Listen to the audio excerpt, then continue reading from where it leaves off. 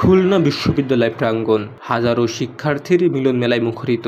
না, এই মিলন মেলা কোনো অনুষ্ঠানকে ঘিরে নয়। 2023-24 শিক্ষাবর্ষের গুচ্ছের বিজ্ঞান বিভাগের পরীক্ষা দিতে এই ভিড়। আসুন জেনে নেই এবারে বিজ্ঞান বিভাগে পরীক্ষা কেমন হলো। আলহামদুলিল্লাহ, পরীক্ষা ভালোই হয়েছে। ফিজিক্স পড়তে সাধারণত স্ট্যান্ডার্ড লেভেলটাই মেনটেন করছে।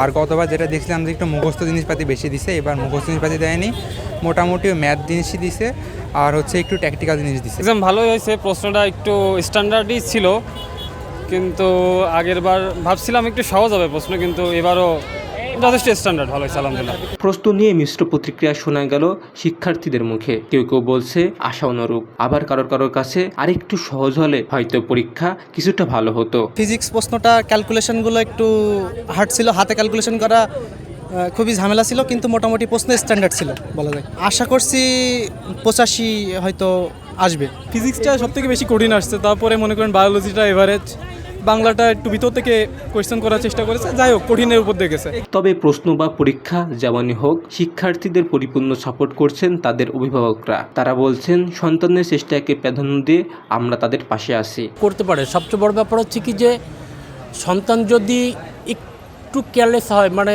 তাহলে খুব সমস্যা হয়ে যায়। আর যদি সন্তান যদি চিন্তা করে যে বাবা মার মুখ উজ্জ্বল করতে হবে, একটু কষ্ট করি, আমি একটু শ্রম দিই, একটু পড়াশোনাটা ঠিক মতন করি, তাহলে সে সন্তান ভালো কিছু করতে পারবে। আমি সবসময় তার পাশে আছি।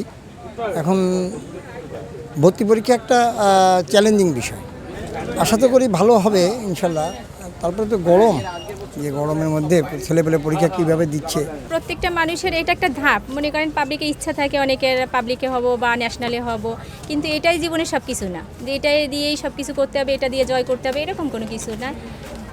আমার সন্তানের উদ্দেশ্যে আমি এটাই বলি, যেখানেই পড়ুক না কেন অবশ্যই সে ভালোভাবে পড়ুক, ভালো মানুষ হোক আর ভালো পথে চলুক। 2023-24 শিক্ষাবর্ষে গুচ্ছের অধীনে মোট 35টি বিশ্ববিদ্যালয়ের 3,05,446 জন শিক্ষার্থী অংশগ্রহণ করবে। তার মধ্যে আজ বিজ্ঞান বিভাগে 1,70,599 জন শিক্ষার্থীর পরীক্ষা অনুষ্ঠিত হয়ে গেল। Safayet Hossain Shaon, voice of tiger.